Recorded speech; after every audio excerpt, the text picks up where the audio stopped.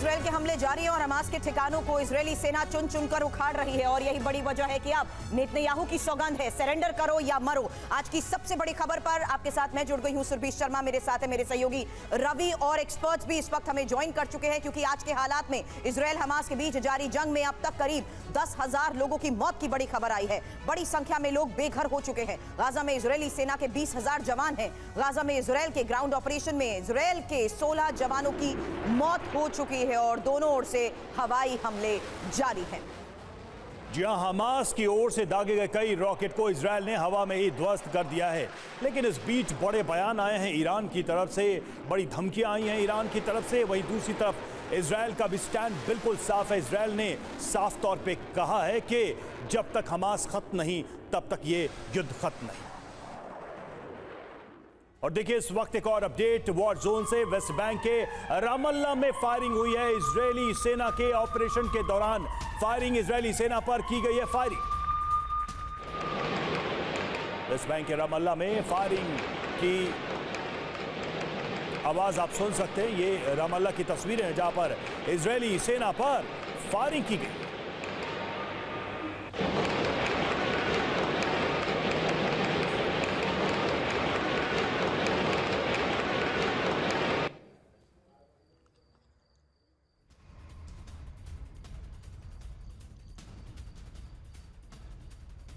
और गाजा पर इजरायली हमले के वीडियो भी सामने आ रहे हैं जहां फिलिस्तीनी महिला ने ये वीडियो शेयर किया है और महिला ने कहा है डर के साए में रह रहे हैं। अब ये तस्वीरें सामने आई हैं, वीडियो सामने आया है जिसमें डर के साए में रहने की बात एक महिला कहती नजर आई है। गाजा की महिला ने ये वीडियो शेयर किया है।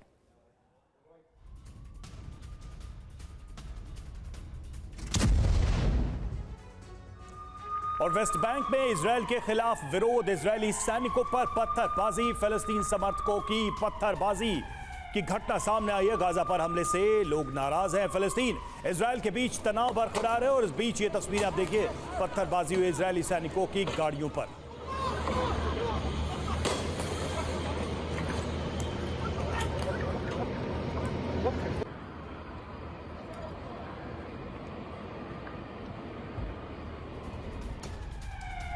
और वेस्ट बैंक के नेबुलस में भी तनाव की स्थिति है जहां हमास लड़ाकों की तलाश में लगातार हो रही है छापेमारी। अब इजरायली फोर्स किस तरीके से छापेमारी को अंजाम दे रही है, तस्वीरें आपके सामने, क्योंकि इजरायली जवानों के साथ यहां पर खोजी कुत्ते भी नजर आए।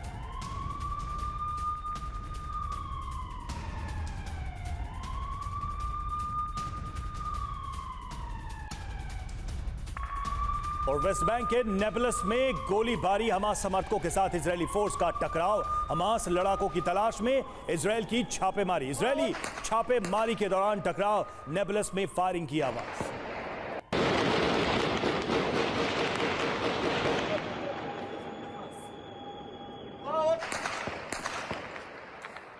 ईडी को केजरीवाल का जवाब, नोटिस गैर कानूनी। अरविंद केजरीवाल ने यह जवाब दिया है, बीजेपी के कहने पर नोटिस भेजा। यह है केजरीवाल का जवाब, चुनाव प्रचार से रोकने की कोशिश। अरविंद केजरीवाल का यह उत्तर है, ईडी अपना नोटिस वापस ले। जितेंद्र भाटी हमारे साथ इस वक्त जुड़े हुए हैं, हमारे संवाददाता जितेंद्र। केजरीवाल के जवाब में क्या कहा गया है? बिल्कुल, देखिए मैं इस वक्त अरविंद केजरीवाल के घर पे मौजूद हूँ और बड़ा सवाल ये था कि क्या वो आज ईडी के सामने पेश होंगे या नहीं। तो सबसे पहले तो खबर जो है टीवी 9 के पास से सूत्रों के हवाले से मिली है कि ईडी को उन्होंने अपना जवाब दिया। उन्होंने कहा है कि राजनीति से प्रेरित है। साथ ही जो 5 विधानसभा राज्यों में चुनाव हो रहे हैं उनमें 4 में आम आदमी पार्टी लड़ रही है, उससे रोकने के लिए ये नोटिस है, ऐसा अरविंद केजरीवाल का दावा है। साथ ही कहा बीजेपी के कहने पर किया है और ये मांग भी की है कि इस नोटिस को तुरंत वापस किया जाए। दूसरी तरफ जो जाने का सवाल था उस पर हमारे सूत्रों से हमें खबर ये मिली है कि वो आज जो है जो सूत्र यह बताते हैं कि अरविंद केजरीवाल ईडी के सामने आज पेश नहीं होंगे और उसके लिए वक्त मांग सकते हैं, क्योंकि पहले से उनका पूर्व निर्धारित कार्यक्रम है जिसमें वो मध्य प्रदेश जाने की उनकी बात जो है वो सामने आ रही है।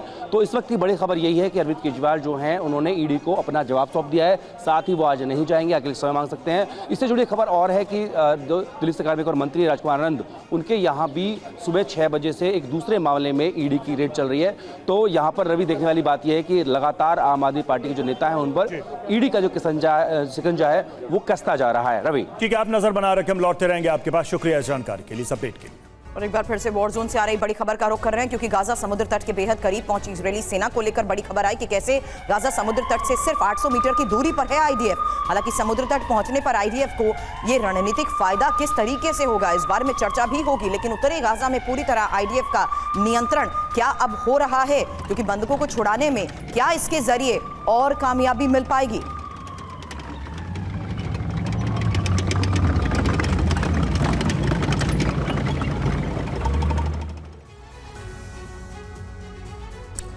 तो हमास का अंत एट 800 मीटर। सवाल यही है कि जिस तरीके से हमास पर ताबड़तोड़ हमले चल रहे हैं और बार बार नेतन्याहू दोहरा रहे हैं कि हमास का अंत होगा, जरा नजर डालते हैं इन कुछ अहम फैक्ट्स पर। गाजा समुद्र तट से बेहद करीब इजरायली सेना, जी हां, गाजा समुद्र तट से सिर्फ 800 मीटर की दूरी पर है आईडीएफ। हालांकि समुद्र तट पहुंचने पर आईडीएफ को बड़ा रणनीतिक फायदा जरूर हो सकता है, और उत्तरी गाजा पूरी तरीके से आईडीएफ के नियंत्रण में अगर आ जाता है तो जाहिर सी बात है रवि, ये संभव हो पाएगा इस लिहाज से समझना कि हमास के कब्जे से बंधकों को छुड़ाने में भी इसके जरिए कामयाबी मिल सकेगी।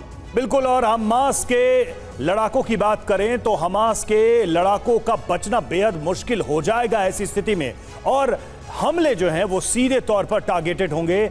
और जैसा कि बार बार नेतन्याहू कह रहे हैं कि हमास का अंत ही इस युद्ध के अंत को तय करेगा। हमारे साथ हमारे दो मेहमान इस वक्त स्टूडियो में हैं। निनाद सेठ डिफेंस जर्नलिस्ट हमारे साथ हैं, और कमांडर अतुल भारद्वाज हमारे साथ इस वक्त जुड़े हुए, रक्षा विशेषज्ञ। अतुल जी, यही सवाल उठ रहा है जो बार बार नेतन्याहू कह रहे हैं कि हमास का खात्मा हो तभी यह युद्ध खत्म होगा। कितने करीब या कितने दूर नजर आ रहे हैं नेतन्याहू, या आईडीएफ की सेना कितनी करीब या कितनी दूर आपको नजर आ रही है अपने इस लक्ष्य से? देखिए, लक्ष्य के तो करीब पहुंचने की पूरी कोशिश है इजरायली सेना की, और जैसा कि कहा जा रहा था कि ग्राउंड ऑपरेशन बहुत देर बाद स्टार्ट हुए हैं, और लिमिटेड वे में स्टार्ट हुए हैं। और क्योंकि सबसे बड़ा मसला ये है इजराइल के पास कि क्या वो किस तरीके से, क्या वो ऑक्यूपाई करे जगह को, या ऑपरेशंस जाए अंदर मार के फिर बाहर आ जाए। तो ये एक बड़ा सवाल है अभी, और इंटरनेशनल प्रेशर भी है उनके ऊपर कि कोलैटरल डैमेज कम से कम सिविलियंस मरें।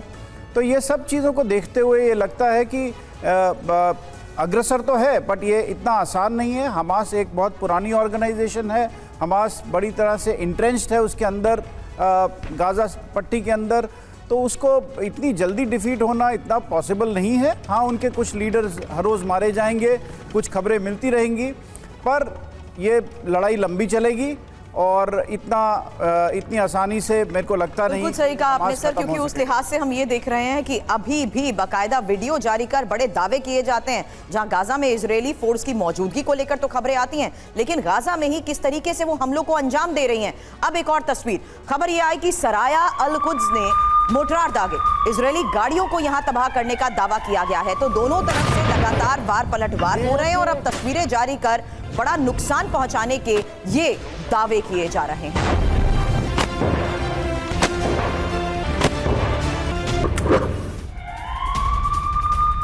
और गाजा में हमास का आईडीएफ पर हमला, हमास ने जारी किया हमले का वीडियो, लाइव ड्रोन अटैक का वीडियो जारी किया। आईडीएफ के कई जवानों के घायल होने की भी खबर सामने आ रही है।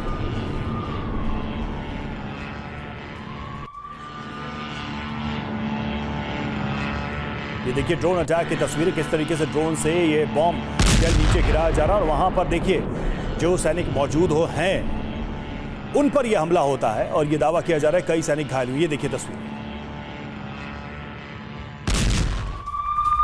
और 7 अक्टूबर को हमास के हमले का नया वीडियो अब आपके सामने, जहां हमास ने इजराइल पर हमला किया था, और हमलावर हमास लड़ाके इस वीडियो में नजर आ रहे हैं। आपको बता दें, घायल साथी को छोड़कर हमास का लड़ाका ये भागा इन तस्वीरों में साफ नजर आ रहा है।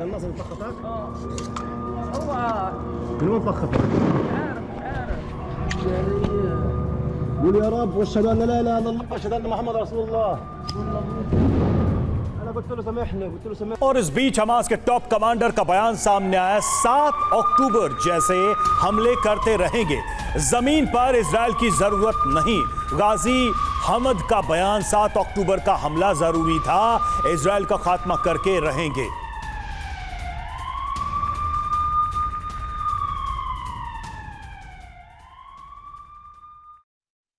إسرائيل دولة لا مقام لها على أرضنا. إحنا هذه الدولة لابد أن نزيلها، لأنه بالفعل هي تعتبر كارثة أمنية وعسكرية وسياسية للأمة العربية والإسلامية يجب أن تنتهي. لذلك احنا لا نخجل من نقول ذلك بكل قوة، انه إسرائيل لازم نأدبها، وحنأدبها مرة ثانية وثالثة، ومش هذا حتكون طوفان الأقصى أول مرة، لا حتكون ثانية وثالثة ورابعة، لأنه احنا لدينا إصرار ولدينا قرار ولدينا إمكانيات أن نقاتل نعم. ونحارب، لكن كما قلت لك بدنا ندفع ثمن. نعم احنا مستعدين، معلش بدي أقول لك بشكل واضح، احنا اسمنا شعب الشهداء وبنفخر أن نقدم شهداء، احنا لا نريد أن نمس لا بالمدنيين ولا أن نلحق الأذى بهم، لكن أوقات لأنه في تعقيدات في الميدان صارت في منطقة موجودة، وكان هناك في احتفال وكان في سكان وفي منطقة واسعة ليست سهلة على امتداد تقريبا 40 كيلومتر. يجب أن ننتهي. أن ينتهي وين؟ بس بقطاع غزة؟ ينتهي إلى لا بتكلم عنه كل الأراضي الفلسطينية. كل الأراضي الفلسطينية يعني زوال طبعا. إسرائيل؟ طبعا. وجود إسرائيل غير منطقي. وجود إسرائيل هو اللي بخلق كل هذه الآلام والعذابات والدموع والدماء.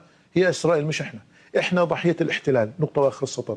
لذلك ما حدا يلومنا، إحنا اللي بنعمله في 7 أكتوبر، في 10 أكتوبر، في مليون أكتوبر، إحنا اللي بنعمله مبرر. It is justified، مبررة. विदेश मामलों के जानकार निनाद सेठ इस वक्त हमारे साथ हैं। निनाद, 7 अक्टूबर को जब हमला हुआ था तब चर्चा हम कर रहे थे कि ये आतंकवादी हमला है और दोनों इस वक्त एक दूसरे के खात्मे की बात कर रहे हैं, लेकिन ये तो वर्चस्व की लड़ाई के देखते हुए इन्होंने इस मुद्दे को दुनिया के सामने रख दिया कि हम तब तक नहीं रुकेंगे जब तक एक दूसरे का खात्मा नहीं होगा। देखिए, ये जो वार्निंग आई है ये बताती है कि ये सिर्फ ज़मीन की लड़ाई नहीं है, ये एक रिलीजियस फाइट है, एक जिहाद है। यहाँ पे उन्होंने कहा है कि हम यहूदियों का, अगर आपने अच्छी तरह सुना तो यहूदियों का खात्मा करेंगे। ये इजराइल की फ़ाइट नहीं है, ये यहूदियों की फ़ाइट नहीं है, ये पूरी दुनिया के सिविलाइज लोगों की फ़ाइट है, जहाँ कल आज यहूदी हैं, कल हिंदू हो सकते हैं, परसों क्रिश्चियन हो सकते हैं। मतलब हम वो लाइन हटा दें कि ये आतंकवादी हमला था? मेरे ख्याल से ये आतंकवादी हमला नहीं था। मेरे ख्याल से ये एक आतंकवादी हमले के साथ साथ एक बहुत बड़ा इनका एजेंडा है कि भाई एग्जैक्टली मैंने ये वर्ड इसीलिए यूज करा क्योंकि ये दुनिया के सामने तो ऐसे ही प्रोजेक्ट कर रहे हैं ना सारी चीजों को।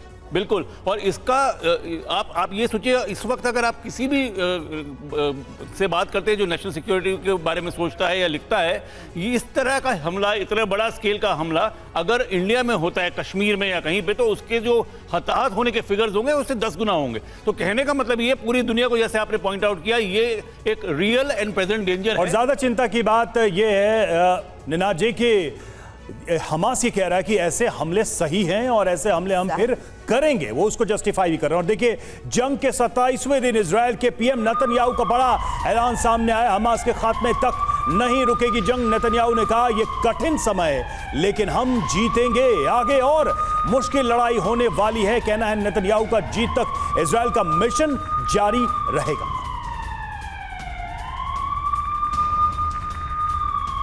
तो देखिए, नेतन्याहू ने एक बार फिर से कहा है कि जंग और बड़ी होगी और भयानक होगी, हम उसके लिए तैयार हैं और जब तक जीत नहीं तब तक ये मिशन जारी रहेगा। तो हमास से जारी जंग के बीच इजराइल के पीएम नेतन्याहू ने यह साफ कर दिया कि ये जंग इतनी आसानी से थमने वाली नहीं है और ना ही इजराइल के हमास पर हमले रुकने वाले हैं। तो आइए आपको नेतन्याहू की उस सौगंध के बारे में बताते हैं जिसे सुनकर हमास की टेंशन बढ़ जाएगी। क्यों अब जंग में इजराइल और घातक और विध्वंसक हमले हमास पर करने वाला है सुरभि? आगे लंबी और मुश्किल लड़ाई की बात तो बार बार दोहराई जा रही है, लेकिन यह भी साफ कह दिया गया है एक बार फिर से रवि कि सीज फायर की कोई संभावना नहीं है। जीत तक गाजा पर यह मिशन जारी रहेंगे।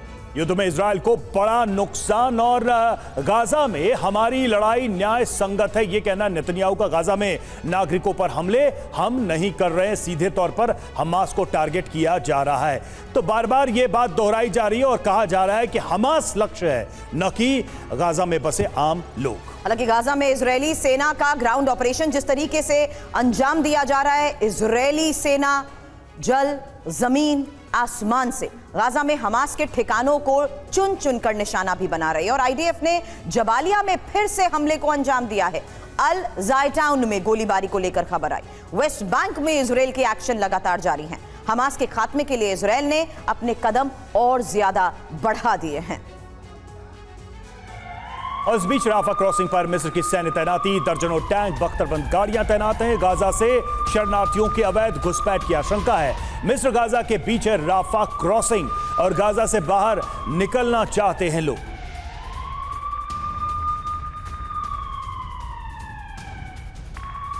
इजराइल हमास जंग में अब तक आईडीएफ के 331 जवानों की मौत की भी खबर आई है, जहां आईडीएफ प्रवक्ता डेनियल हगारी का यह बयान सुनिए।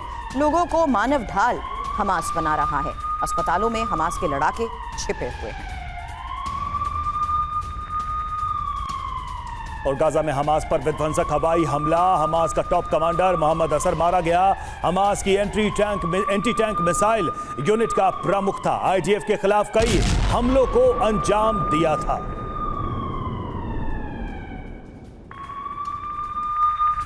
और उत्तरी गाजा के आसमान में भी भीषण जंग जारी है। इजरायली विमानों ने हवाई हमलों को अंजाम दिया है। बमबारी करते इजरायली विमानों की ये तस्वीर देखिए।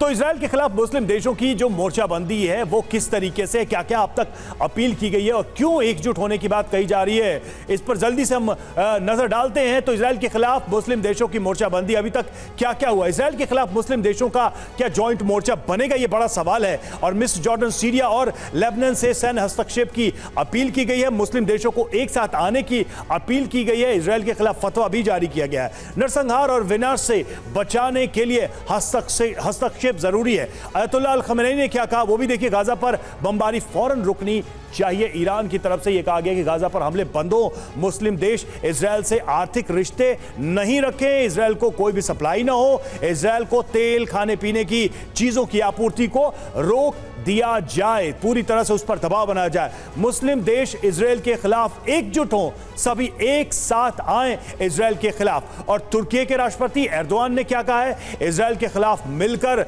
लड़े मुस्लिम देश। सभी मुस्लिम देशों से एर्दोआन की अपील। संयुक्त सेना के लिए तुर्की योगदान देने को तैयार है, यानी तुर्की इसमें एक तरीके से लीड लेता नजर आ रहा है कि हम भी रहेंगे पूरी तरह से गाजा में। इजराइल को जल्द से जल्द रोकना बेहद जरूरी है और ऐसा लगता है कि इजराइल ने अपना आपा खो दिया है। ये एर्दोआन तुर्की के राष्ट्रपति का बयान है।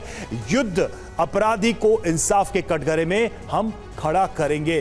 तो सुरभि, ये लगातार एर्दोआन के बयान सामने आ रहे हैं, ईरान के बयान सामने आ रहे हैं और मुस्लिम धर्म गुरुओं के बयान सामने आ रहे हैं कि इजराइल के खिलाफ इस लड़ाई को सभी मुस्लिम देश मिलकर लड़ें। रवि, आपने जो कहा मुझे लगता है निनाद इस बारे में ज्यादा बेहतर भी समझा पाएंगे, क्योंकि इस अपील का आखिर असर क्या हो सकता है। इजराइल के खिलाफ मुस्लिम देशों को एकजुट करने वाली एर्दोआन की अपील के बाद ये सवाल भी सबके मन में जरूर उठेगा कि दुनिया में मुस्लिम देश कितने मजबूत हैं, उनसे इजराइल को खतरा कितना ज्यादा है। इसी लिहाज से ये डिटेल आपके सामने, क्योंकि दुनिया में मुस्लिम आबादी 2 अरब 29 करोड़ यानी दुनिया का 24% हिस्सा, जबकि OIC के सदस्य देशों के हिसाब से 57 मुस्लिम देश।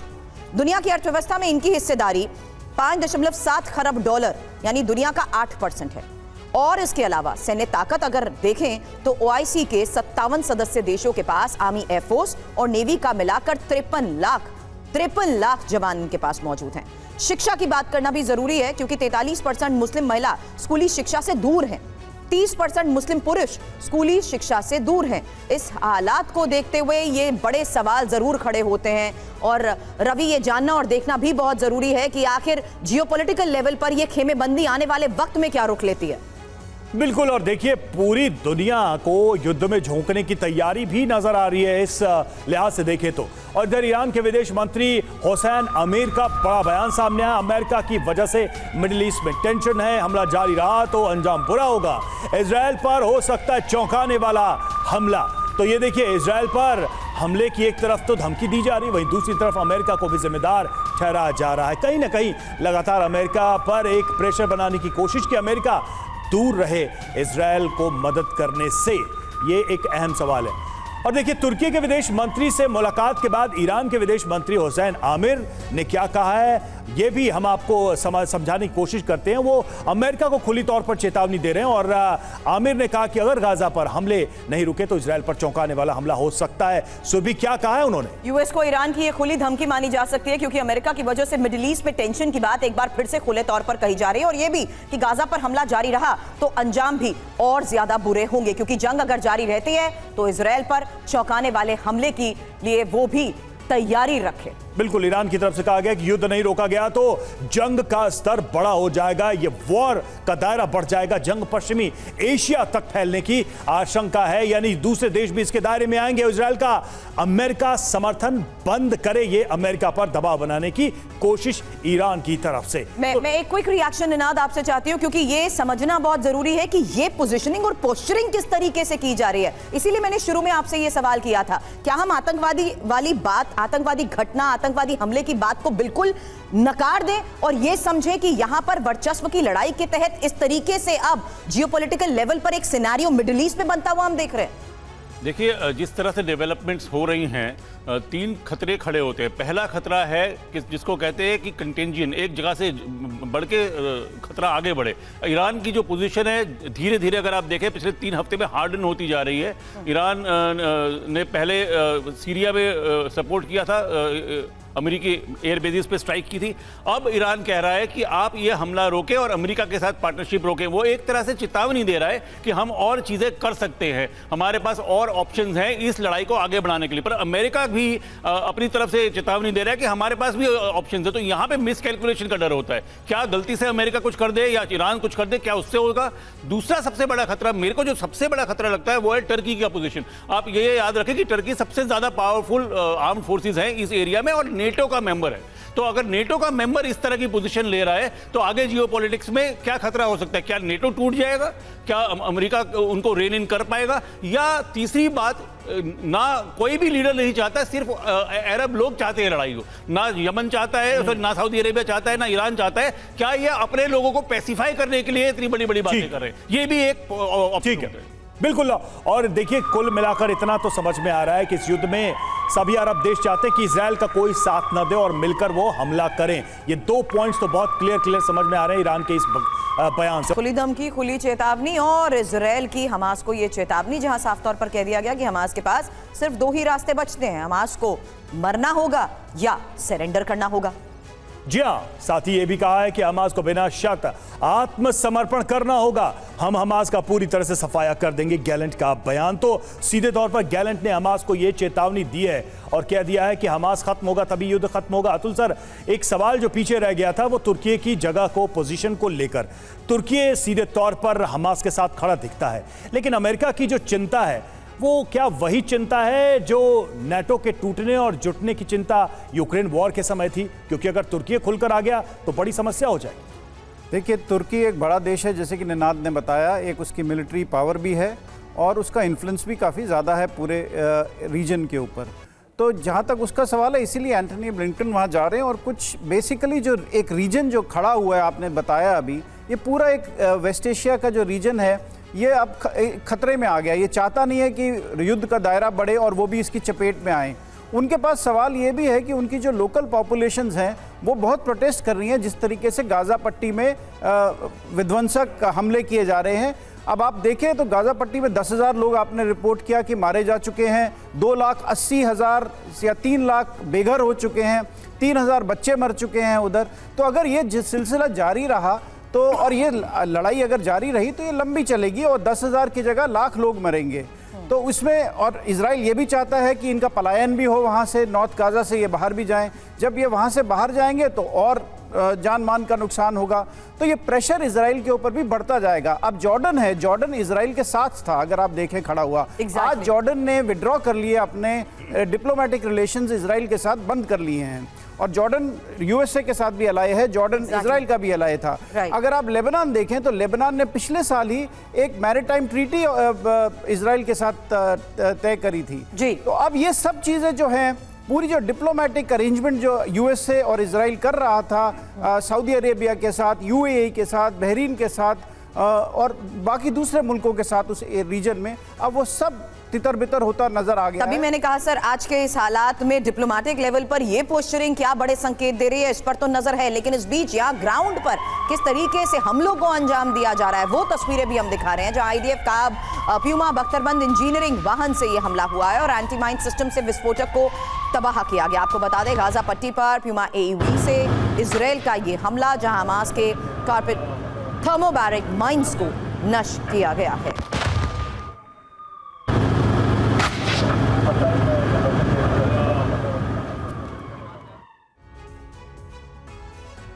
और देखिए एक्शन में प्यूमा AV और निशाने पर हमास के माइंस। जल्दी से बड़े फैक्ट्स पर नजर डालते हैं। एंटी माइन सिस्टम से हमास के ठिकानों पर हमला। IDF ने हमास के माइंस को किया तबाह। माइंस को नष्ट करने के लिए प्यूमा AEV का इस्तेमाल। प्यूमा AEV में 20 रॉकेट होते हैं। सभी रॉकेट एक साथ फायर होते हैं और इस तरीके से यह घातक हमला होता है। और देखिए एक बड़ी खबर आ रही है, गाजा के अस्पतालों का ईंधन चुरा रहा है हमास। ये बड़ी चौंकाने वाली जानकारी। हमास कमांडर के इंटरसेप्टेड फोन कॉल से इस बात का खुलासा हुआ, अस्पतालों का फ्यूल इस्तेमाल करने का निर्देश दिया गया है और ईंधन की कमी से जूझ रहे गाजा के अस्पताल। हमास कमांडर और गाजा नागरिक के बीच बातचीत का ये इंटरसेप्टेड कॉल है जो सामने आया है। अबुल हसन ابو حمزه السلام عليكم. لا ما يا حبيبي انا واقف مع الدكتور عاطف فتح سبيكر، رحنا عشان نعدي الصور اللي انت اللي حكيتوا عنها. تقول لي فيش صور يا ابو حسن، انا بحكي الصور بقول لك انه انتم انه امبارح في الليل كان عبد كان وكيل الوزاره قال لي امبارح في الليل تعبي له اذا بده يتحرك في الليل، في النهار بقول لهم جايهم 1000 كتاب. وين؟ بيعبوا وين؟ ايه؟ وين؟ مش عارف يا سيدي مش عارف. طب يا عم اعتبرنا اخذنا في الليل، ليش بدها تفرق؟ لا بتفرق والله. الوكيل قال لي شيء، الوكيل قال لي في الليل تدي। और गाजा को UN के मदद की नई खेप पहुंची है। एक और बड़ी खबर आई है जहां राफा बॉर्डर से होकर गाजा ट्रक पहुंचे हैं। हालांकि 10 दिनों में 200 से ज्यादा ट्रक्स गाजा पहुंच चुके हैं और राहत कर्मियों ने मदद को नाकाफी भी बताया है। हालांकि आपको ये भी बता दें, अंतर्राष्ट्रीय समुदाय से और मदद की मांग की जा रही है।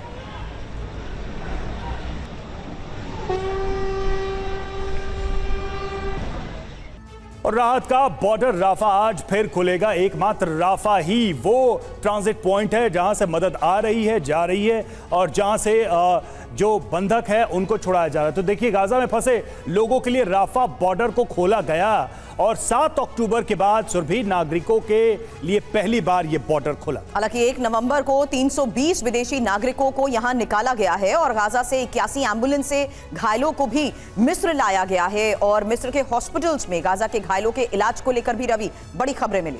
जहां अमेरिका के करीब 1000 नागरिकों को निकालने की कवायद है और बॉर्डर खोलने पर बाइडेन ने मिस्र इजरायल का शुक्रिया भी कहा है। हालांकि 500 विदेशी नागरिकों को निकालने की औपचारिकता पूरी कही जाने हो चुकी है, ये बात भी कही जा रही है। यहां तक कि फ्रांस के 5 नागरिक भी राफा बॉर्डर के जरिए निकाले गए हैं। अब ये निनाद राफा बॉर्डर को लेकर जब हम चर्चा करते थे, जब ये राहत ह्यूमैनिटेरियन क्राइसिस के दौरान बंद रहा है, तब एक सवाल आपने ही उठाया था, क्या ये मदद वाकई लोगों तक पहुंच पाएगी? आज क्या हम इस हालात को देखते हुए ये मान लें, सुनिश्चित कर लें कि इस बॉर्डर को खोलने का फैसला अभी फिलहाल सही है और लोगों तक वो मदद पहुंच भी रही है? देखिए, किसी भी वॉर में एक ह्यूमैनिटेरियन दायरा बनाना पड़ता है, चाहे उसके कोई भी रिस्क हो। मेरे ख्याल से तो इजराइल ने गलती एक यहाँ की है।